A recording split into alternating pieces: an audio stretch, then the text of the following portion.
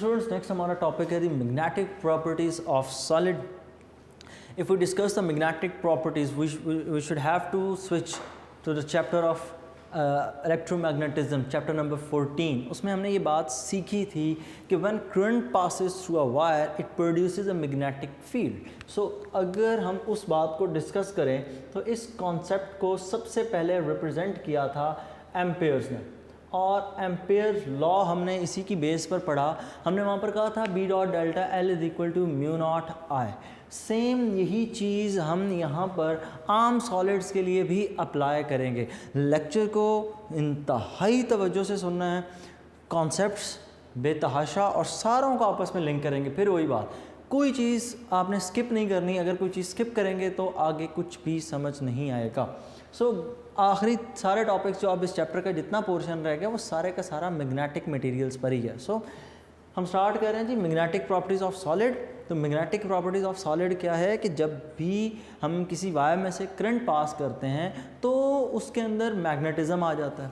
फिर हम अगर मैग्नेट्स की बात करें तो मैग्नेट को अगर हम सपोज रखें आयरन के पास तो वो उसको अट्रैक्ट कर लेता है. मैग्नेट को रखें गोल्ड के पास तो कोई ख़ास अट्रैक्शन शो नहीं होती. और इसी तरह मैग्नेट को एल्युमिनियम के पास रखें तब भी कोई अट्रैक्शन नहीं. तो हमें कहीं ना कहीं ये बात तो समझ आती है, देयर इज़ समथिंग डिफरेंट. कुछ ना कुछ तो गड़बड़ है यहाँ पर. वो गड़बड़ क्या है, वो असल में वो बीच में लॉजिक क्या है उसके पीछे कि कुछ चीज़ें मैग्नेटिज़म को जल्दी से अटेन करती हैं, कुछ चीज़ें मैग्नेटाइज होती ही नहीं है. तो फिर हम उसके कॉन्सेप्ट के पीछे चलते हैं. तो पहला कॉन्सेप्ट जो हमारे पास है वो है एम्पेयर्स लॉ से. उसमें ये था कि whenever current passes through a conductor, it produces a magnetic field around it. This magnetic field is in the form of concentric circles. तो यहाँ पर वायर में करंट अपवर्ड फ्लो कर रहा है तो एक एंटी क्लॉकवाइज मैग्नेटिक फील्ड इसमें प्रोड्यूस हो जाएगा. अब इसके पीछे रीज़न क्या है? रीज़न ये है, it is the movement of electron, कि जब इलेक्ट्रॉन एक स्पेसिफिक डायरेक्शन में मूव कर रहा है so there will be a magnetic effect in the wire, around the wire, sorry not in the wire, around the wire. कि जब electron एक ख़ास डायरेक्शन में मूव करता है तो उसमें एक मैग्नेटिक इफ़ेक्ट प्रोड्यूस हो जाता है. और जब वो इलेक्ट्रॉन हम रोक देते हैं तो magnetic effect almost dies out और थोड़ी देर बाद तो हमें बिल्कुल मैग्नेटिक इफ़ेक्ट मिलता ही नहीं है. कि वायर में से जब करंट पास करता है तो मैग्नेटिक इफ़ेक्ट है और वो मैग्नेटिक इफ़ेक्ट की वजह कौन है? इलेक्ट्रॉन. ये बात अपने जहन में रखिएगा. अब इसी को आगे लिंक करते हैं. अब आ जाते हैं एक आम मेटल पीस के ऊपर. मेरे पास एक, आप यूं करें समझें कि मेरे पास एक आयरन पीस है. There is no any kind of electric current in it. ये हमारे पास एक iron piece, it has trillion number of atoms within it. और अब उनमें से एक एटम को हम ऑब्ज़र्व करते हैं. तो अगर हम आयरन के एक एटम को ऑब्ज़र्व करें तो आयरन के इर्द गिर्द शेल्स हैं, उन शेल्स के अंदर इलेक्ट्रॉन्स हैं और हर इलेक्ट्रॉन मूव कर रहा है. इलेक्ट्रॉन के पास कितनी मूवमेंट्स हैं तो मैं यहाँ पर एक सिंपल स्ट्रक्चर बना देता हूँ. मैं यहाँ पर सिर्फ एक इलेक्ट्रॉन शो कर रहा हूँ. तो ये इलेक्ट्रॉन इस पाथ के ऊपर, इस ऑर्बिट के अंदर, इस शेल के अंदर, इस एनर्जी लेवल के अंदर मूव करता है. तो जब ये इस ऑर्बिट के अंदर मूव कर रहा है तो इस इलेक्ट्रॉन के पास है orbital motion. Orbital motion of electron. तो इस इलेक्ट्रॉन के पास एक तो ऑर्बिटल मोशन है. ऑर्बिटल मोशन में क्या हो रहा है? It is revolving around the nucleus. ये है ऑर्बिटल मोशन.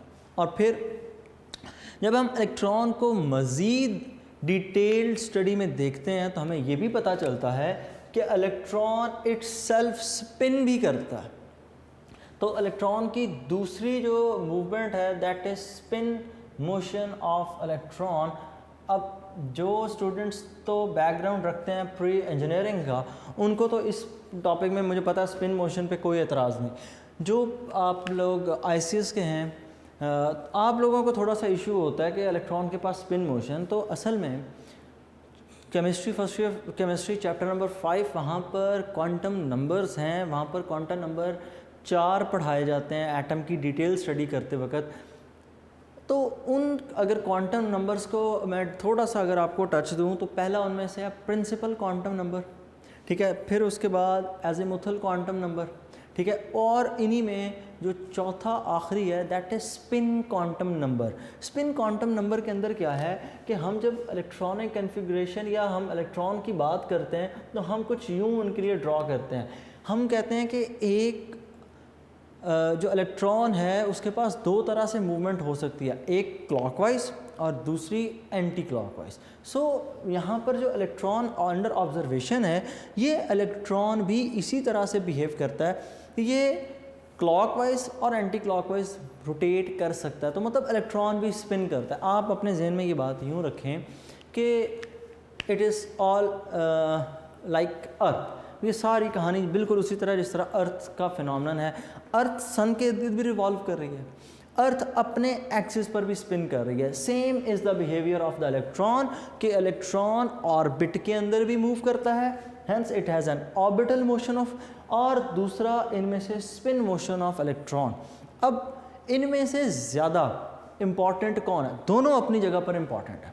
अब होगा क्या कि स्पिन की वजह से इलेक्ट्रॉन रोटेट करेगा अपने एक्सिस पर, ऑर्बिटल मोशन की वजह से न्यूक्लियस के इर्द कितने मैग्नेटिक फील्ड होने चाहिए? दो होंगे, ठीक है। यहाँ पर कितने मैग्नेटिक फील्ड होंगे? दो होंगे।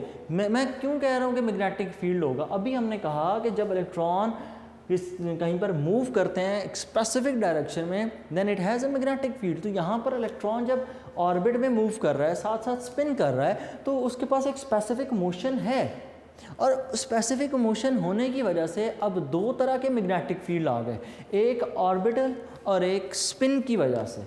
सो यहाँ पर मैं ड्रॉ कर देता हूँ कि यहाँ पर एक हमारे पास मैग्नेटिक फील्ड ऑर्बिटल की वजह से आ गया, एक हमारे पास किसकी वजह से आ गया? Spin motion of electron. अब ये एरो का मतलब क्या है? यहाँ पर इस एरो का मतलब ये है कि जिस साइड पर मैं टिप ड्रॉ कर रहा हूँ ये नॉर्थ पोल है, जिस साइड पर ये टेल है दैट इज़ साउथ पोल, और same is the case with other. अब इसका ये हरगिज़ मतलब नहीं है कि ये दोनों एक ही है, ठीक है ना, कि एक ही डायरेक्शन में, ज़रूरी नहीं है। ये चीज़ सब्सटेंस टू सब्सटेंस वेरी करती है। अब जितने भी हमारे पास नॉन कंडक्टर्स हैं वो सारे के सारे मैग्नेट की तरफ कोई अट्रैक्शन ही नहीं देते। क्यों?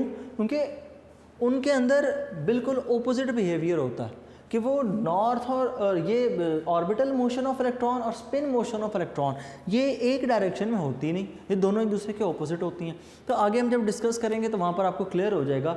फिर सुन लें यहाँ तक का कॉन्सेप्ट ब्रीफ दो लाइनों में। पहले ये चीज़ एम्पेयर्स लॉ में हमने ये बात पढ़ी थी कि जब किसी वायर में से करंट पास करता है उसके इर्द गिर्द मैग्नेटिक फील्ड होता है, और इलेक्ट्रॉन्स के पास चूंकि एक स्पेसिफिक डायरेक्शन है तो एक स्पेसिफिक डायरेक्शन में ही मैग्नेटिक फील्ड होगा। अगर हम किसी सब्सटेंस के अंदर से करंट पास ना करें फिर भी उस सब्सटेंस के अंदर एटम्स मौजूद हैं, उन एटम्स के अंदर इलेक्ट्रॉन्स मौजूद हैं और वो इलेक्ट्रॉन हमेशा मूव कर रहे होते हैं। एक इलेक्ट्रॉन के पास नॉर्मल कंडीशन में दो तरह की मूवमेंट होती है। नंबर वन ऑर्बिटल मूवमेंट कि जब वो न्यूक्लियस के इर्द रिवॉल्व कर रहा है। नंबर टू स्पिनिंग मोशन जब इलेक्ट्रॉन अपने ही एक्सिस के ऊपर स्पिन कर रहा है। तो इन दोनों स्पेसिफिक मूवमेंट्स की वजह से भी मैग्नेटिक फील्ड होगा जैसा कि इस वायर में था। तो जब ये दोनों मैग्नेटिक फील्ड्स आपस में इंटरेक्ट करते हैं तो उसके बाद हम ये डिसाइड करते हैं कि ये जो मटेरियल है अंडर ऑब्जर्वेशन इस मटेरियल की मैग्नेटिक प्रॉपर्टीज़ किस तरह की होंगी। अब यहाँ पर हम जो मैग्नेटिक मटेरियल्स डिस्कस करते हैं वो मैग्नेटिक मटेरियल्स तीन तरह के हैं। नंबर वन फेरो मैग्नेटिक मटेरियल्स हैं। फेरस आयरन के क्लोजर ये वर्ड है, फेरो मैग्नेटिक मटेरियल्स, ठीक है।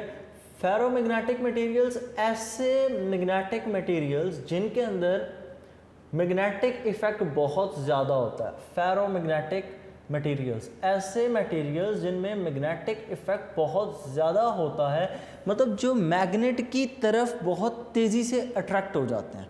तो क्यों ये अट्रैक्ट हो जाते हैं? क्योंकि इनके ऑर्बिटल मोशन या ऑर्बिटल मैग्नेटिज्म कह लें, ठीक है। ऑर्बिटल मोशन ऑफ इलेक्ट्रॉन की वजह से जो मैग्नेटिज्म है वो orbital magnetism and spin magnetism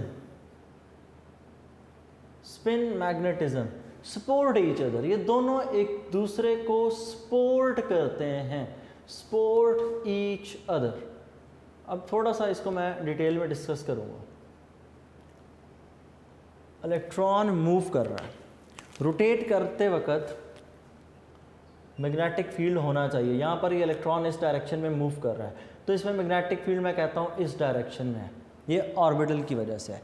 electron spin भी कर रहा है, स्पिन करते वक्त मैग्नेटिक फील्ड इसी डायरेक्शन में है। जब ये दोनों आपस में एक ही डायरेक्शन में है, दोनों आपस में एडअप होंगे, एडअप होने के नतीजे में एक स्ट्रॉन्गर मैग्नेट बना देंगे। इस चीज़ का मतलब है सपोर्ट करना, एक दूसरे को हेल्पफुल होना, कि ऑर्बिटल मैग्नेटिज्म और स्पिन मैग्नेटिज्म दोनों इस तरह से एक्ट करते हैं, दोनों एक दूसरे को सपोर्ट करते हैं। और जब ये दोनों सपोर्ट करते हैं, there is a stronger magnetic field, और इस स्ट्रॉन्गर मैग्नेटिक फील्ड की वजह से ये सब्सटेंसेस बहुत तेज़ी से मैग्नेट की तरफ अट्रैक्ट हो जाती है। नंबर 2, फिर इनमें आ जाती हैं एग्जाम्पल्स। तो इनकी एग्जाम्पल्स के अंदर सबसे इम्पॉर्टेंट आयरन, नाम से वो तो इन्हीं के नाम पर ही तो रखा गया इन मटेरियल्स का नाम, आयरन, फेरस, उसके बाद निकल, नेक्स्ट इसमें कोबाल्ट, और एक इसमें बड़ा इम्पॉर्टेंट एलॉय है एलनिको। मैं एलनिको को कुछ यूँ लिख रहा हूँ, एलनिको, मैंने एक लेटर स्मॉल एक कैपिटल लिखा, असल में इसको जानबूझ के मैंने इस तरह लिखा। ये Al एल्यूमिनियम है, Na निकल है, और Co कोबाल्ट है। तो ये इन तीनों का मिक्सचर है, और मेटल का मिक्सचर हमेशा क्या कहलाता है? एलॉय। तो ये एलॉय है एलनिको, जो कि एक फेरोमैग्नेटिक मटेरियल है। नेक्स्ट इसके बाद दूसरी जो टाइप है that is paramagnetic materials. Para are somewhere between magnetism and non magnetic materials. Paramagnetic materials के अंदर क्या है कि स्पिन मैग्नेटिज्म और एंगुलर या ऑर्बिटल मैग्नेटिज्म ये एक दूसरे को मुकम्मल तौर पर सपोर्ट नहीं करते। पैरामैग्नेटिक मटेरियल्स ऐसे मटेरियल्स जिनमें ऑर्बिटल मैग्नेटिज्म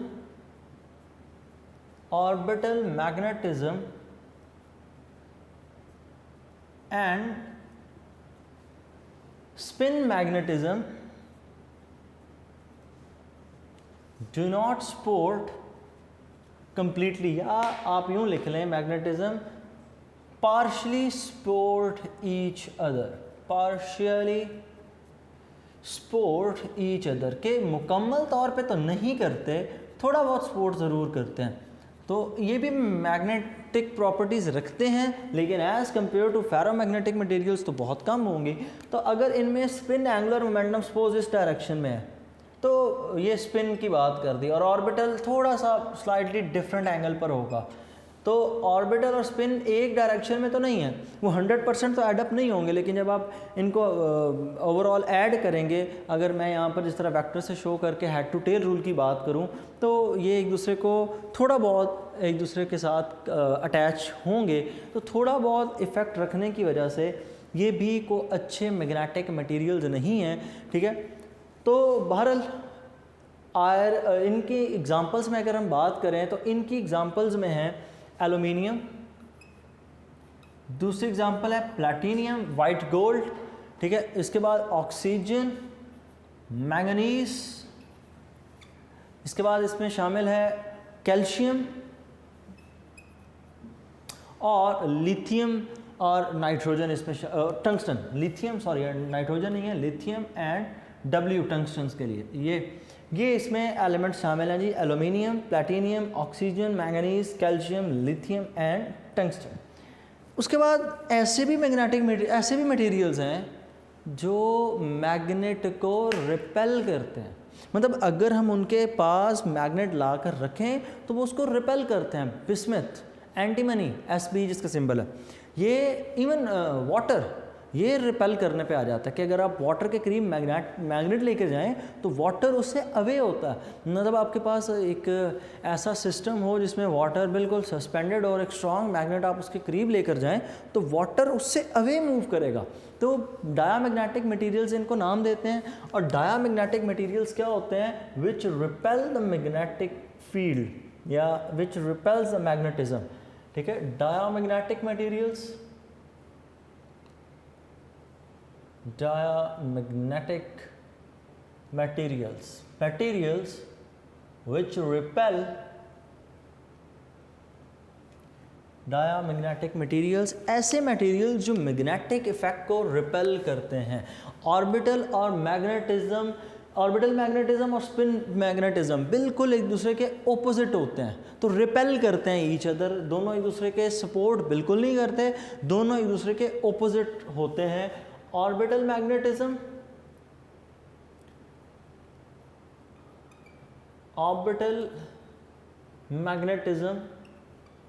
अच्छा, आप इस ऑर्बिटल मैग्नेटिज्म के वर्ड से ये ना परसीव कर लीजिएगा कि शायद मैग्नेटिक फील्ड ऑर्बिट में घूम रहा है।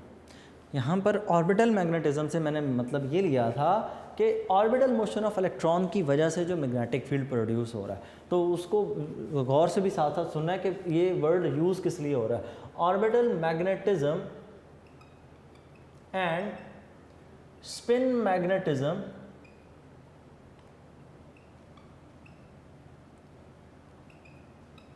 रिपेल ईच अदर, दोनों एक दूसरे के ओपोजिट होते हैं। और जब ये दोनों एक दूसरे के ओपोजिट होंगे तो एक दूसरे का इफेक्ट टोटल कैंसिल आउट कर देंगे।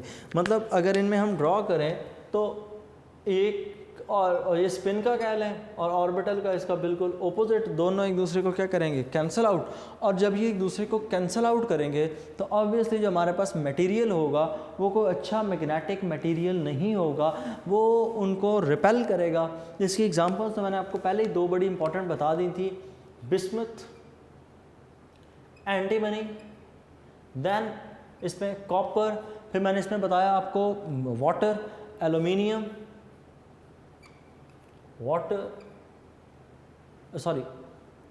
एयरम, गोल्ड। ठीक है, ये इसकी एग्जांपल्स में आता है। एयर हो सकती है, हाइड्रोजन इसी में शामिल है कि ये मैग्नेटिक फील्ड को रिपेल करते हैं। मैग्नेटिक फील्ड को रिपेल करने की वजह से इनके अंदर कोई अच्छी मैग्नेटिक प्रॉपर्टीज़ नहीं होती। अब आ जाते हैं नेक्स्ट। अगर हमारे पास एक आयरन पीस है या कोई भी मटेरियल है, उसके इलेक्ट्रॉन मूव कर रहे हैं, यस कर रहे हैं, उसके अंदर इलेक्ट्रॉन स्पिन मोशन कर रहे हैं, बिल्कुल कर रहे हैं, तो वो आम मैग्नेट की तरह बिहेव फिर क्यों नहीं करती? ठीक है, क्वेश्चन ये अक्सर राइज करता है, आपके ज़हनों में भी ये चल रही होनी है बात कि हमारे पास एक मेटल का पीस है या कोई भी मटेरियल हो सकता है, ज़रूरी नहीं कोई मेटल है, क्योंकि हमने यहाँ पर मेजॉरिटी मेटल्स ही डिस्कस किए हैं। तो हमारे पास एक मटेरियल है, लेट्स से आयरन, क्योंकि आयरन सबसे अच्छा मैग्नेटिक मटेरियल कंसिडर किया जाता है। तो अगर हमारे पास एक मैग्नेटिक मटेरियल है तो किस तरह से वो बिहेव करता है, किस तरह से वो आम कंडीशंस के अंदर मैग्नेट के तौर पर बिहेव नहीं करता? तो असल में यूँ है कि यहाँ पर चीज़ जो इन्वॉल्व है वो ये कि एटम आपस में क्लस्टर्स की फॉर्म में रहते हैं। जब बात आती है मैग्नेटिक फील्ड की तो एटम्स मिलकर क्लस्टर की फॉर्म में रहते हैं। डायग्राम साथ साथ बनाते चलते हैं ताकि आपको अंदाज़ा हो। यहाँ पर आगे एक थ्योरी यूज़ होती है, that is called domain theory. ठीक है, डोमेन थ्योरी मैं अभी एक्सप्लेन कर देता हूँ क्या होती है। तो पहले आप उसकी बेसिक्स थोड़ी समझें क्या है कि एक आपके पास मेटल पीस है तो उसके अंदर तमाम तर एटम्स क्लस्टर की फॉर्म में रहते हैं। ये आपके पास एक मेटालिक पीस, इसके अंदर तमाम तर एटम्स क्लस्टर की फॉर्म में रहने का मतलब ये है कि कुछ आपस में मिलकर ग्रुप यहाँ पर यूँ अपना बना लेंगे, कुछ यहाँ पर ये ग्रुप बना लेंगे, कुछ यूँ, और इनकी कोई फिक्स शेप नहीं होती। ठीक है, इनके अंदर बिल्कुल अनइवन सा पैटर्न चल रहा होता है और वो अनइवन पैटर्न फिर डिपेंड किस चीज़ पे करता है, किस बेसिस के ऊपर ये अनइवन पैटर्न जनरेट होता है कि बिल्कुल रैंडम कंडीशन में। तो यहाँ पर जो एटम का मैंने कहा ना क्लस्टर होता है, वो एटम का क्लस्टर बेस करता है स्पिन मोशन ऑफ इलेक्ट्रॉन के ऊपर। वो तमाम तर एटम्स जिनमें स्पिन मोशन ऑफ इलेक्ट्रॉन आपस में पैरेलल हो, इस लाइन को याद रख लीजिएगा, वो तमाम तर एटम्स जिनमें स्पिन मोशन ऑफ इलेक्ट्रॉन आपस में पैरेलल हो वो एक क्लस्टर की फॉर्म में रहते हैं और इसी क्लस्टर को नाम देते हैं डोमेन का। ठीक है, आई रिपीट, वो तमाम तर atoms, all those atoms of a substance which have same spin movement of electron, they form a cluster and this cluster of atoms is called domain। एक डोमेन के का जो साइज होता है इट इज़ अ मैक्रोस्कोपिक, आप उसको naked eye से देख सकते हैं, और उसके अंदर जो एटम्स की तादाद है वो तकरीबन होती है एक डोमेन के अंदर 10⁻12 टू 10⁻16 एटम्स कि इतने एटम्स उसमें जुड़ सकते हैं। और अगर इतने एटम्स आपस में जुड़ जाएं तो ये हमारे लिए एक मैक्रोस्कोपिक वैल्यू है कि हम उसको आम आंख से नेकेड आई से देख सकते हैं। अब एटम वो पूरे की पूरी metal piece as a whole neutral किस तरह। अब जो यहाँ पर मैग्नेटिक इफेक्ट हमने पढ़ा, एक हमने पढ़ा ऑर्बिटल मोशन से, एक हमने स्पिन से पढ़ा, तो जो इनमें मेजर रोल प्ले करता है वो कौन करता है, वो स्पिन मूवमेंट रोल प्ले करती है। तो अब यहाँ पर इस डोमेन की अगर मैं बात करूँ तो इसके अंदर तमाम तर एटम की जो स्पिन मोशन है वो एक जैसी है, तो उन सब का मैग्नेटिक फील्ड सारे एटम्स का आपस में एडअप होगा और एक स्ट्रॉन्गर मैग्नेट बनेगा। अलग अलग होंगे तो मैग्नेटिक फील्ड वीक है, करीब करीब आएंगे मैग्नेटिक फील्ड बढ़ जाएगा। ए वायर है, स्ट्रेट है, एटम्स दूर दूर हैं, मैग्नेटिक फील्ड कम। वायर को बाउंड कर दें, सॉलिनॉइड बना दें, मैग्नेटिक फील्ड स्ट्रॉन्ग। तो यहाँ पर भी जब एटम्स की स्पिन मोशन एक दूसरे के पैरेलल है तो मैग्नेटिज्म इकट्ठा होगा और स्ट्रॉन्गर मैग्नेटिक फील्ड प्रोड्यूस हो जाएगा। तो लेट्स से इसका मैग्नेटिक फील्ड इस डायरेक्शन में है, ये जिस साइड पर एरो है इसका मतलब नॉर्थ पोल और दूसरे का मतलब साउथ पोल, और यूँ हर डोमेन के पास एक मैग्नेटिक फील्ड होगा। लेकिन क्या हर डोमेन का मैग्नेटिक फील्ड एक डायरेक्शन में होगा? नो वे, क्योंकि मैग्नेटिक फील्ड की डायरेक्शन कौन स्पेसिफाई करता है? ये स्पेसिफाई करता है जी स्पिन मोशन ऑफ इलेक्ट्रॉन। तो पूरे के पूरे एटम की स्पिन मोशन तो तब एक जैसी होती ना, तो फिर तो डोमेन बनती ना। अगर सारे की सारे एटम्स की स्पिन मोशन एक डायरेक्शन में होती फिर डोमेन्स ना बनती, फिर वो एक बड़ी डोमेन बनती, सारे एक जैसे होते। तो मैंने कहा डोमेन्स क्या होती हैं, इनके अंदर स्पिन मोशन पैरेलल होती है एक दूसरे के। तो अगर ये दो अलग अलग डोमेन्स हैं तो इनकी स्पिन मोशन पैरेलल नहीं होगी, तो इसकी स्पिन मोशन किसी और डायरेक्शन में बना दें। यहाँ पर यूँ, इसकी स्पिन मोशन यहाँ पर बन गई, ये इधर बन गई, कुछ यूँ। तो यूँ इनके अंदर एक रैंडम पैटर्न होता है। ठीक है, जब तक आपने कोई एक्सटर्नल मैग्नेटिक फील्ड नहीं लगाया तो इनके अंदर एक रैंडम पैटर्न है लाइक दिस। अब आपको बात समझ आनी चाहिए कि एक आम मटेरियल नॉर्मल कंडीशंस में न्यूट्रल क्यों पड़ा होता है, मतलब मैग्नेटिक फील्ड क्यों नहीं होता, क्योंकि उसकी डोमेन्स एक दूसरे को कैंसल आउट कर रही हैं। यहाँ की डोमेन आगे किसी और के ऑपोजिट पड़ी हुई है, तो जो नेट इफेक्ट होता है सारे के सारे मटेरियल के ऊपर मैग्नेटिज्म का, दैट इज़ ज़ीरो। ठीक है, ये डोमेन थ्योरी है और इससे आपको अंदाज़ा होता है कि एक मटेरियल कितना मैग्नेटाइज्ड होगा। ठीक है, कितना मैग्नेटाइज होगा ये भी पता लग सकता है, और दूसरा ये कि वो आम हालात में न्यूट्रल क्यों होता है, क्योंकि उसके अंदर जितनी भी डोमेन्स हैं वो इस तरह से एक्ट कर रही हैं कि वो तमाम तर डोमेन्स एक दूसरे के इफेक्ट को ओवरऑल कैंसिल आउट करती हैं। बिल्कुल उसी तरह जिस तरह आप लोगों ने गैसेस के अंदर ये बात पढ़ी थी कि जितने मॉलिक्यूल लेफ्ट साइड पर मूव कर रहे हैं उतने राइट साइड पे, जितने अपवर्ड उतने downward, so the net velocity of the molecules is zero. Same यहाँ पर भी कि जितनी डोमेन्स अपवर्ड उतनी डाउनवर्ड, जितनी लेफ्ट उतनी राइट, तो ओवरऑल जो इफेक्ट होता है सबको इकट्ठा करने के बाद दैट इज़ ज़ीरो। तो इसलिए आम कंडीशन में जब हम किसी आयरन पीस के अंदर से करंट पास नहीं कर रहे या उसके करीब हमने कोई मैग्नेट नहीं रख रखा तो it will behave like neutral. अब आयरन पीस के करीब रखें मैग्नेट, अब ले आए हम यहाँ पर एक इसके करीब रख देते हैं magnet, then what will happen. मैंने मैग्नेट कुछ यूँ प्लेस कर रहा हूँ कि यहाँ पर नॉर्थ पोल ये बाउंड्री और इसके साथ आगे है जी साउथ पोल, तो ये आ गया हमारे पास south pole. Now what will happen, obviously ये अगर आयरन पीस है तो फ़ौरन से अट्रैक्ट होगा। तो अट्रैक्ट होने की वजह क्या होगी? उसके अट्रैक्ट होने की वजह ये होगी कि एक्सटर्नल मैग्नेटिक फील्ड जो है वो इन डोमेन्स को डिस्टर्ब कर देगा और इन डोमेन्स को एक स्पेसिफिक डायरेक्शन में अलाइन करेगा। नॉर्थ पोल किसके लिए अट्रैक्शन रखता है साउथ के लिए, नॉर्थ को क्या करता है, रिपेल करता है। तो मैंने बताया कि जो मैंने वेक्टर ड्रॉ किया इसका मतलब एरो पर नॉर्थ पोल है, जो टेल है दैट इज साउथ पोल। तो इन डोमेन्स की अलाइनमेंट चेंज हो जाएगी और ये अपनी डायरेक्शन को रिवर्स कर लेंगे, और इस तरह रिवर्स करने से मुराद ये है कि इस तरह से अलाइन करेंगे ख़ुद को कि सारे के सारे इस नॉर्थ पोल के साथ अलाइन हो जाएंगे और टेल सबकी साउथ की तरफ हो जाएगी, राइट साइड पर हो जाएगी। तो यूँ ये मैग्नेटिक मटेरियल के अंदर तमाम तर डोमेन्स अलाइन हो जाती हैं, और जब ये अलाइन होंगी तो ऑब्वियसली ये इस मटेरियल की तरफ अट्रैक्ट होंगे। ठीक है, ये तमाम तर डोमेन्स की जो टेल है मैं ओवरऑल बना देता हूँ, यहाँ पर ये यूँ हो जाएगी। तो ये नॉर्थ के सामने साउथ आ गया और यहाँ पर नॉर्थ, तो ये फ़ौरन से जो आयरन पीस है इस मैग्नेट को अपनी तरफ अट्रैक्ट कर लेगा। तो ये है बेसिक कॉन्सेप्ट इसके पीछे।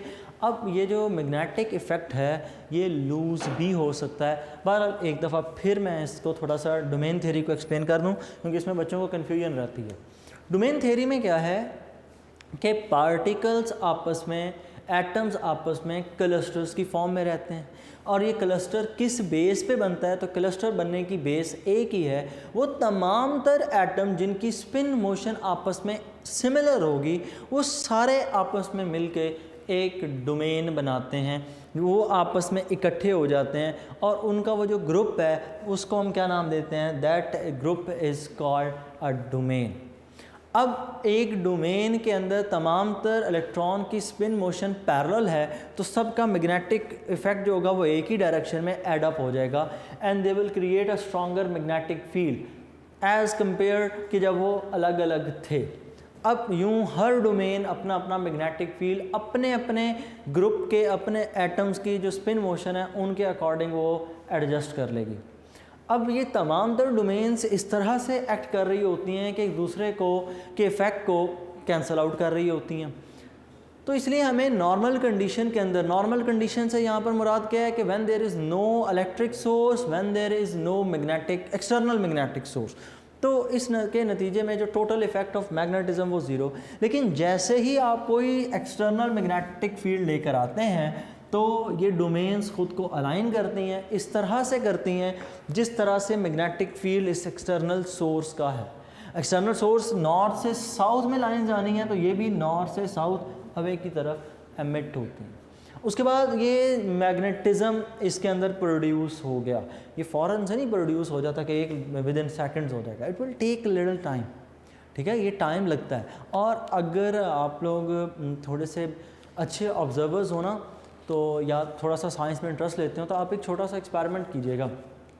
एक मैग्नेट के साथ आपने एक आयरन पीस को रख देना है और काफ़ी अरसे तक उसको महीना डेढ़ पड़ा रहने दें, वो उसी तरह अटैच रहे उसके साथ। कुछ अरसे बाद आप इन दोनों को अलग करें, आयरन पीस को किसी दूसरे आयरन पीस के करीब रखें, वो दोनों अट्रैक्ट करना शुरू कर देंगे एक दूसरे को। होता क्या है कि जब आपने इस आयरन को उस नॉर्थ साउथ पोल मैग्नेट के पास रखा था ना, तो इसका मैग्नेटिक फील्ड अलाइन हो गया था। अब काफ़ी अर्सा पड़े रहने के बाद वो जो डोमेन्स होती हैं ना वो स्टिफ हो जाती हैं, और वो इलेक्ट्रॉन की मोशन इन अ सेंस कह लें कि कुछ अरसे के लिए परमानेंट ही हो जाती है कि वो उन्होंने उसी डायरेक्शन में स्पिन करना है। तो वो इफ़ेक्ट उनके अंदर थोड़ी देर के लिए स्टोर रहता है और इस वजह से वो अट्रैक्ट कर रही होती हैं दूसरी चीज़ों को। सेम इसी तरह जब आपने ये वायर का केस, सॉलिनॉइड का केस पढ़ा था, इसमें आपने पढ़ा था कि जब तक करंट पास करता है मैग्नेटिज्म होता है, तो ये मैग्नेटिज्म फ़ौरन से ख़त्म नहीं हो जाता, it will take little time. तो उस दौरान करंट तो नहीं है, लेकिन मैग्नेटिज्म आहिस्ता आहिस्ता कम हो रहा है, वो डोमेन्स फिर से डी अलाइन होती जा रही हैं, उनके पास फिर वो रैंडमनेस आएगी, but it will take longer time. और इसी तरह जब आपने ज़्यादा देर मैग्नेट के साथ रख दिया तो क्या होगा, ऑब्वियसली उसका वो रंग उस पर भी आ जाएगा कि वो उसका रंग पकड़ेगा और उसी तरह का बिहेव करेगा कुछ अरसे के लिए, और फिर जब आप काफ़ी टेन्योर गुजर जाएगा तो फिर वो आयरन अपनी नॉर्मल स्टेट में कन्वर्ट हो जाता है। मैग्नेट बनाते वक्त भी सारे का सारा फिनोमेनन यही है। जब हम इंडस्ट्रियल स्केल पे या लैब के अंदर मैग्नेट्स प्रिपेयर करते हैं तो उसमें मैग्नेट्स बनाने का सिर्फ यही फिनोमेनन है, हम सिर्फ और सिर्फ उनकी डोमेन्स को परमानेंटली अलाइन करते हैं। आम आयरन में तो ये टेम्परेरी अलाइन हुई, तो जब मैग्नेट बनाना होता है तो हम इन्हीं मटेरियल्स को यूज़ करते हैं, लेकिन हम जो उसके अंदर डोमेन्स होती हैं उनको परमानेंटली अलाइन करते हैं ताकि वो चेंज ना हो सके। सो ये था हमारा सारे का सारा मैग्नेटिक फील्ड के ऊपर मैग्नेटिक इफ़ेक्ट, ठीक है। इसमें पेपर में अटैम्प्ट करना इसको इतना आसान नहीं होता क्योंकि थ्रू आउट एक लॉन्ग टेल, एक लंबी कहानी और एक लंबी थ्योरी, तो कोशिश करें स्टेप बाय स्टेप हर चीज़ को एक्सप्लेन करके कनेक्शंस को जोड़ते हुए चलें। अब लास्ट में चीज़ ये है कि मैग्नेटिज़्म लॉस किस किस तरह से होता है। मैग्नेटिज़्म को लॉस करने के लिए दो चीज़ें यूज़ होती हैं। नंबर वन, आप जब इस मटेरियल को हैमर करते हैं तो मैग्नेटिज़्म उसका कम हो जाता है, क्योंकि हैमरिंग के दौरान आप इलेक्ट्रॉन्स की मूवमेंट को, उनकी डोमेन्स को डिस्टर्ब करने की कोशिश कर रहे हैं, ठीक है। दूसरा ये है कि जब आप टेम्परेचर को इंक्रीज़ करते हैं, टेम्परेचर असल में इलेक्ट्रॉन के अंदर रैंडम मोशन बढ़ाता है। मूव तो वो पहले से इलेक्ट्रॉन कर रहे हैं, ऊपर से उनकी रैंडम मोशन बढ़ाएगा। जब उनकी मूवमेंट बढ़ेगी तो मैग्नेटिक फील्ड इफेक्ट होगा। तो इस तरह के जो लॉस होता है इसको हम मैग्नेटिक फील्ड का लॉस कहते हैं। नेक्स्ट हम इसी का कनेक्शन आगे रिलेट करेंगे, एक लूप बनाएंगे, एक करंट और मैग्नेटिज्म का आपस में रिलेशन पढ़ेंगे, and that is hysteresis loop. लेकिन वो समझ सिर्फ तभी आना है जब ये डोमेन थ्योरी आपको क्लियर होगी और ये सारी चीज़ें पता होनी चाहिए, क्योंकि फेरो और डाया को हम फिर वहाँ पर यूज़ कर रहे होंगे पैरामैग्नेटिक मटेरियल्स को। सो कोशिश करें कि कॉन्सेप्ट से पढ़ा करें। अल्लाह हाफ़िज़।